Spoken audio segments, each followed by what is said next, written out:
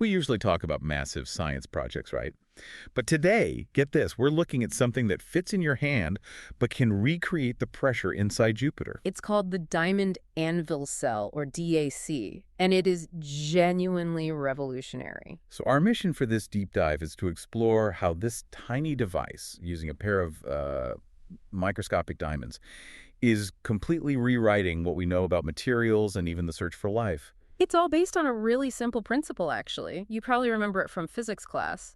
Pressure equals force divided by area. Right, T equals F over A. Exactly. You're taking a moderate force, something you could generate fairly easily, and focusing it onto an incredibly tiny area.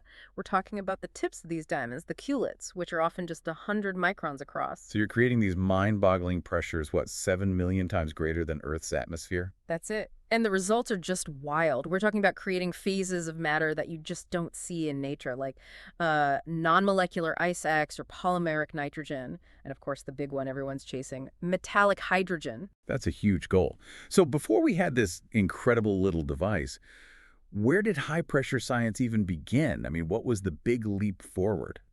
Well, the early work came from Percy Bridgman, who is using these tungsten carbide anvils. But the real breakthrough, the invention of the DAC, happened in the late 1950s with researchers like Weir and Lippincott. And the critical innovation wasn't just using a stronger material, was it? No, not at all. The real game changer was the diamond's optical transparency. Ah, so you could literally look through it. You could see what was happening to the sample in real time. Precisely. You could just use a simple optical microscope to watch phase boundaries shift or colors change. This was long before things like X-ray analysis became, routine. So what are the key parts? You've got the two diamonds. Right. Two opposing super high gem quality diamonds. And between them is a little metal gasket, usually something tough like rhenium, which holds the sample. Okay, but how do you make sure the pressure is even? You can't just crush the sample unevenly, right? That's a great question.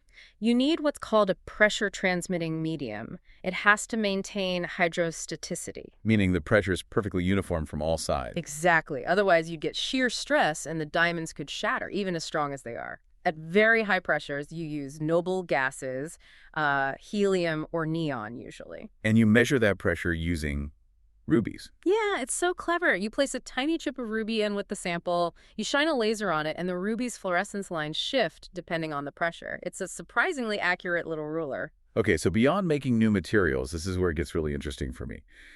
The DC is being used in astrobiology now. Yes. To test the very limits of life. It completely changes how we think about habitable zones, on other planets. So what have we found out? Well, there was a landmark experiment back in 2002 at the Carnegie Institution. They took bacteria, E. coli, and another called Shigella, and squeezed them to 1.6 gigapascals. That's 16,000 times the pressure on Earth's surface. And get this, the water around them froze solid. It turned into a type of room temperature ice called ice eye.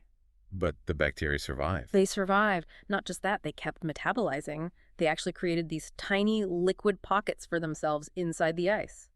It just shows how incredibly resilient life can be, and it lends some weight to theories like panspermia. That's incredible. It totally redefines what tough even means. Yeah. Just as high-pressure science needs the right tools for complex analysis, many businesses need expert guidance for complex digital integration. This deep dive is sponsored by Silk. If you need help with AI training, automation, or software development and want to uncover where agents could make the most impact for your business or personal life, check out embersilk.com for your AI needs. The DA's real power is that it miniaturizes these extreme environments. It lets us recreate the conditions of a planetary core right there on a lab bench. That ability is just driving progress forward at an incredible rate. So what does this all mean for the future? We can now routinely create pressures greater than the center of the Earth.